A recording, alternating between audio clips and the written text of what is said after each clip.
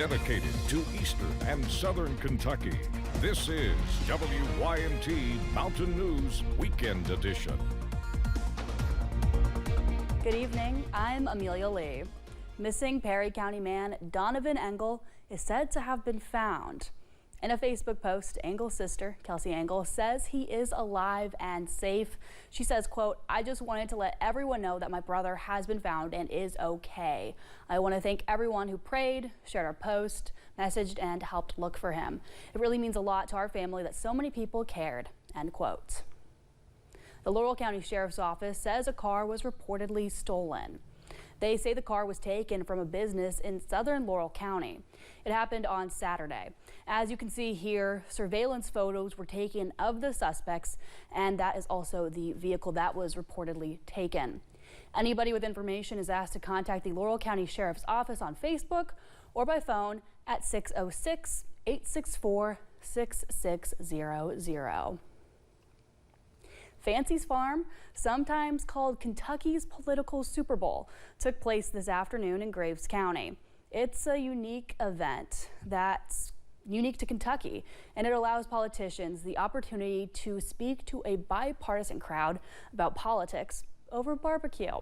Jessica Umbro talked to lawmakers to learn why this year's Fancy Farm looks a little different from last year's. This time last year, Kentucky was gearing up for a slew of statewide races, which brought a lot of attention to Fancy Farm. But this year, the presidential election is the only statewide race on the ballot. I talked with Senate President Robert Stivers about the traditions of Fancy Farm and what it means to the Commonwealth. We just don't have good old stump speaking anymore. You used to have the groups in 300 and 400. It would be the equivalent of Fancy Farm in every county. In 2023, candidates for Kentucky's statewide races headlined the event. But this year, the political back and forth was less notable. You've got to be really careful. You don't generally help yourself a lot by going to Fancy Farm, but boy, you can surely hurt yourself a lot. One bitter back and forth was between Representative James Comer and his Democratic challenger, Aaron Marshall. It is time to have a representative that is working for you instead of working to get his face on Fox News. Many of you have asked if I had an opponent. Well, you just heard from her. Welcome to your first and last trip to Fancy Farm. Senator Stivers says the dialogue is all in good fun. It's a lost art of getting out on the stump, getting the good zinger and the one-liner. And I think that's something that's missing in politics today. Governor Andy Beshear was not at Fancy Farm this year, but CNN did capture this video of him walking his dog Winnie outside of the mansion. A handful of media were camped outside of his home in Frankfort today as everyone waits for news about Vice President Kamala Harris's decision on a running mate. Now, State Representative Sherilyn Stevenson seemingly held down the Democratic fort at Fancy Farm, as Lieutenant Governor Jacqueline Coleman was also absent. Stevenson's speech focused on the controversial school choice amendment that will be on the ballot in November. Back to you. Just because the presidential election is Kentucky's only statewide election does not mean it will be the only one on the ballot. Family members of Revolutionary War veteran Private Thomas Murray gathered to honor him today. His tombstone had become unrecognizable, so family members decided to go through the process of replacing that gravestone. Now, 2 years after they began that process, the family held a ceremony to present the new grave marker. VFW members joined to pay respects in Paintsville to a fellow veteran. They gave him a 21-gun salute and played taps. Murray's descendants reflect on the importance of knowing their heritage. It's getting lost, so we need to keep it alive. Yeah, and we need to know not just the genealogy for the history part, to know who was in the different wars and all of this, because if they hadn't fought, where would we be today? Representatives with VFW in the area say it is not often they get to be a part of ceremonies like this one. They've only done 6 in the last 20 years, but say they would love to do more. Information on grave replacement and VFW's other services can be found on our website, WYMT.com. Well, you can now apply for the 2025 elk hunt drawing. Officials with the Department of Fish and Wildlife Resources say it's $10 to apply. You can apply for any or all permits, which includes bull firearm, cow firearm, archery, and crossbow. You have until April 30th of next year to enter the drawing.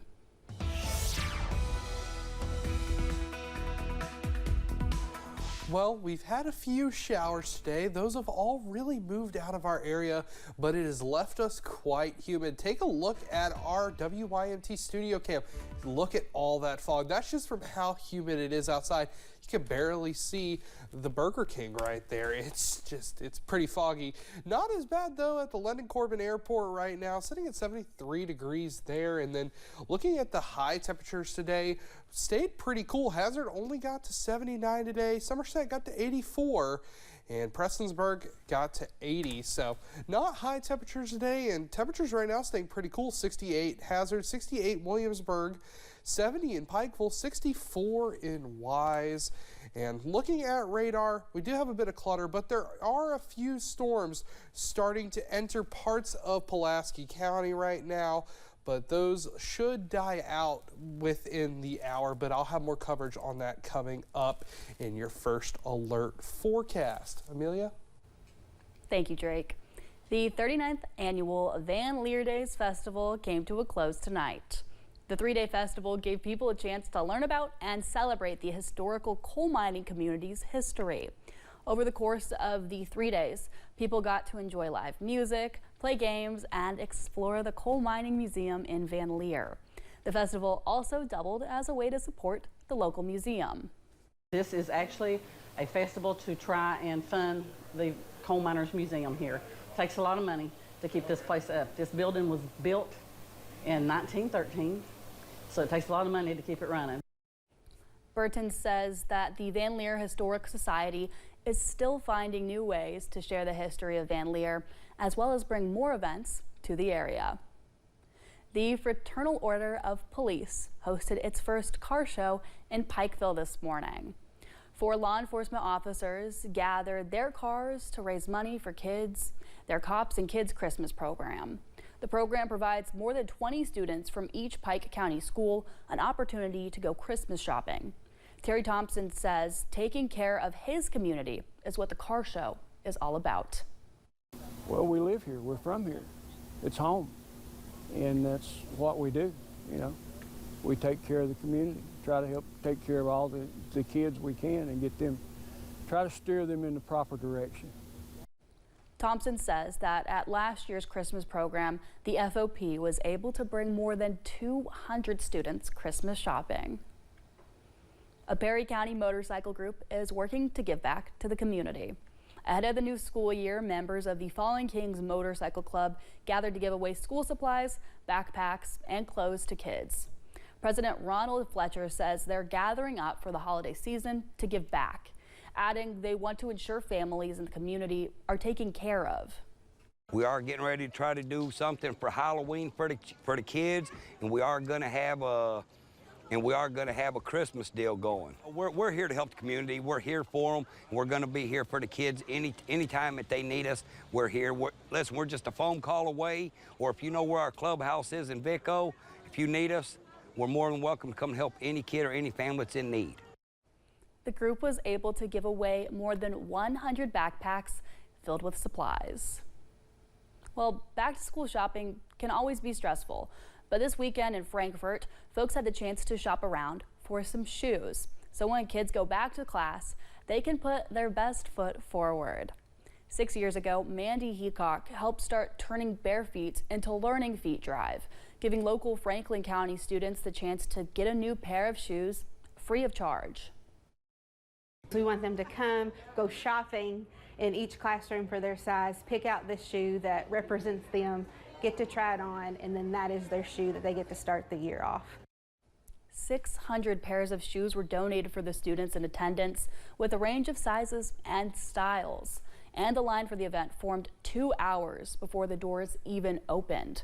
Mandy accepts donations all year to lead up to this moment. And while this year she started to worry, some community members stepped up to help. Coming up, a family pet has been on the loose for several days now. Neighbors are joining in on the search to help return the slithery friend to the family's home. And we've finally began to clear out in eastern Kentucky. I'll tell you how long clear skies stick around in your first alert forecast. Stay with us. It's Toyota's